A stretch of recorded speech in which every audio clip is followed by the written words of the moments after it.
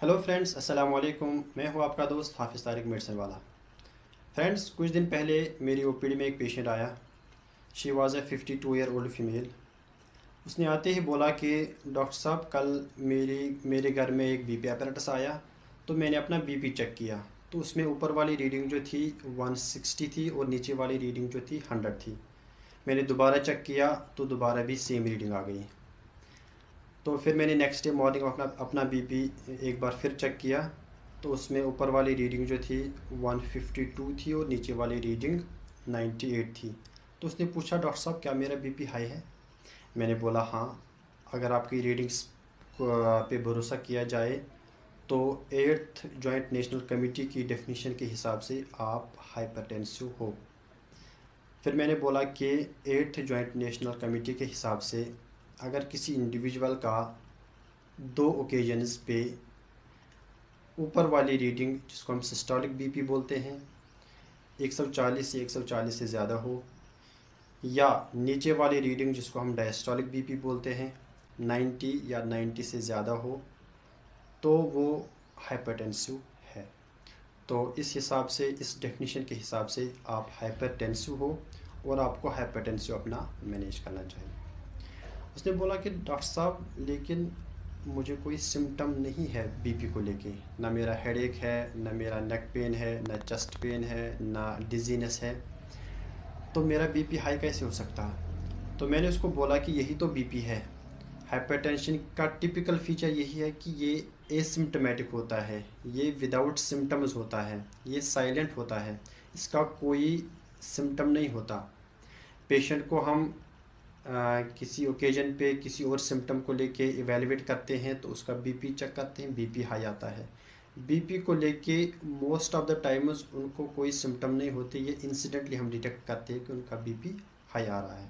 तो बीपी का कोई सिम्टम नहीं होता अनलेस कि आपका बीपी जो है वो एक्सट्रीमली हाई हो या बीपी के रिलेटेड कोई कॉम्प्लिकेशंस हो जाए, तो उस कॉम्प्लिकेशन के सिम्टम डेवलप हो सकते हैं, वरना most of the times BP का कोई सिम्टम नहीं होता। उसने बोला, अच्छा डॉक्टर साहब, अगर मैं बीपी को ट्रीट ना करूं, इसको ऐसे ही रहने दूं, तो क्या प्रॉब्लम आ सकती है? तो मैंने बोला, अगर आप अपना बीपी ट्रीट नहीं करोगे तो आपकी फ्यूचर लाइफ में आपको बीपी के रिलेटेड कॉम्प्लिकेशंस होने के चांसेस रहेंगे। उसमें सबसे मोस्ट इम्पॉर्टेंट जो है वो है हार्ट अटैक। अगर आप बीपी अपना ट्रीट नहीं करोगे तो फ्यूचर लाइफ में आपको हार्ट अटैक आने के ज़्यादा चांसेस रहेंगे। अगर आप अपना बीपी ट्रीट नहीं करोगे तो फ्यूचर लाइफ में आपको स्ट्रोक होने के चांसेस ज़्यादा रहेंगे। वो इस्कीमिक स्ट्रोक भी हो सकता है, हेमरेजिक स्ट्रोक भी हो सकता है,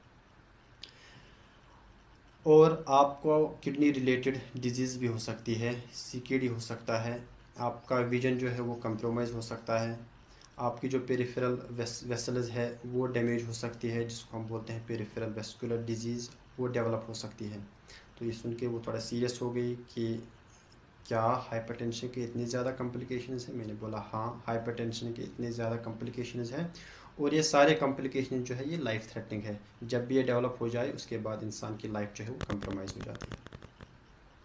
बाद उसने पूछा कि डॉक्टर साहब, ये बीपी होता कैसे है? मैंने बोला, देखो, 90% या 90% से ज़्यादा केसेस जो है उनमें कोई आइडेंटिफाइबल काज नहीं होता, कोई रीज़न नहीं होता, कोई सिस्टमिक डिजीज़ नहीं होती जिसकी वजह से बीपी होता है। तो ऐसे हाइपरटेंशन को हम बोलते हैं इसेंशियल हाइपरटेंशन या प्राइमरी हाइपरटेंशन या इडियोपैथिक हाइपरटेंशन। तो मेजॉरिटी ऑफ केसेस जो है वो विदाउट एनी आइडेंटिफाइबल काज होता है। फिर जो रिमेनिंग केसेस होते होते हैं उसमें किडनी डिजीज़ होती है अंडरलाइंग कॉज, या हार्मोनल इम्बैलेंस होता है, फियोक्रोमोसाइटोमा हो सकता है, कुशिंग सिंड्रोम हो सकता है, या थायरोटॉक्सिकोसिस हो सकता है। ये अंडरलाइंग काजेज़ हो सकते हैं, लेकिन मेजॉरिटी ऑफ केसेस में कोई आइडेंटिफाइबल काज नहीं होता। तो उसने बोला कि अच्छा डॉक्टर साहब, इस बीपी को कैसे मैनेज करते हैं? तो मैंने बोला, बीपी को मैनेज करने के लिए आपको लाइफस्टाइल चेंजेस भी लानी पड़ेगी, आपको मेडिसिन भी खानी पड़ेगी। लाइफस्टाइल चेंजेस में आपको अपना डाइट जो है वो हेल्दी बनाना पड़ेगा। डाइट में साल्ट जो है आपको वो कम करना पड़ेगा, सैचुरेटेड फैट्स जो है वो कम करने पड़ेंगे, आपको रेगुलरली एक्सरसाइज करनी पड़ेगी और आपको लो वेट अपना जो है वो मेंटेन करना पड़ेगा। इसके साथ साथ आपको मेडिसिन भी खानी पड़ेगी। तो उसने बोला कि मैंने सुना है कि अगर एक बार मेडिसिन स्टार्ट करते हैं तो वो लाइफ लॉन्ग चलानी पड़ती है। मैंने बोला ये डिपेंड करता है अपॉन द रिस्पॉन्स। अगर आपकी लाइफ स्टाइल चेंज जो है वो एक्सटेंसिव हो, उस पर आप स्ट्रिक्टली स्टिक कर जाओ और उसके करते हुए आपका बीपी जो है मेंटेन रहे, तो हो सकता है, चांसेस है कि आपकी मेडिसिन जो है वो बंद हो सकती है। लेकिन मोस्ट ऑफ द केसेस हमें बीपी जो है वो लाइफ लॉन्ग कंटिन्यू करनी पड़ती है, ताकि बीपी कंट्रोल में रहे और इसके रिलेटेड जो कॉम्प्लिकेशंस है वो ना आए। तो उसके बाद उसने पूछा कि इसके साथ साथ मुझे क्या करना चाहिए बीपी को मैनेज करने के लिए। मैंने उसको बोला कि आपको रेगुलरली अपना बीपी चेक कराना चाहिए, प्रेफरेबली अपने घर पे ही बीपी चेक किया करो, या अगर वो पॉसिबल ना हो तो आप ओपीडी आके अपना बीपी चेक करा सकती हो। तो उसके बाद उसने पूछा कि अच्छा मुझे डॉक्टर साहब बताइए कि बीपी चेक करने का सही तरीका क्या है। मैंने बोला हाँ, ये बहुत अच्छा क्वेश्चन है।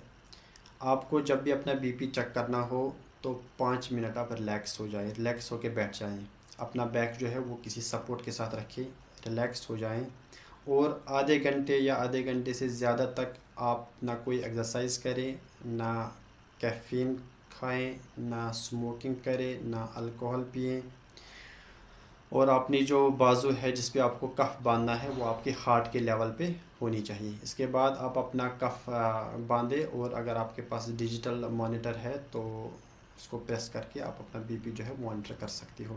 यूजुअली आप एक टाइम में 2 या 3 रीडिंग लिया करें, और इसका जो एवरेज होता है वो एवरेज रीडिंग आप नोट किया करें, और फिर आप फॉलोअप पे वो रीडिंग्स दिखाएं, ताकि हम ये देखें कि आपका बीपी जो है वो कितना कंट्रोल में है, आपके ड्रग्स और लाइफस्टाइल चेंज जो है वो कितना काम कर रही है। तो इसके बाद उसने थैंक्स बोला और कहा कि बीपी को लेके जो क्वेश्चन मेरे जहन में थे वो आंसर हो गए हैं। तो ये वीडियो बनाने का मेरा मकसद ये है कि बीपी को लेके हमारे जहनों में जो क्वेश्चन आते हैं उनको आंसर किया जाए। तो अगर आपके जहन में भी कोई बीपी को लेके कोई क्वेश्चन है तो आप कमेंट सेक्शन में वो क्वेश्चन पूछें, तो मैं कोशिश करूँगा कि आपको उसका आंसर दिया जाए। होप आपको इस वीडियो से फ़ायदा मिला होगा। नेक्स्ट वीडियो तक अल्लाह हाफिज़, take care, stay healthy, stay happy.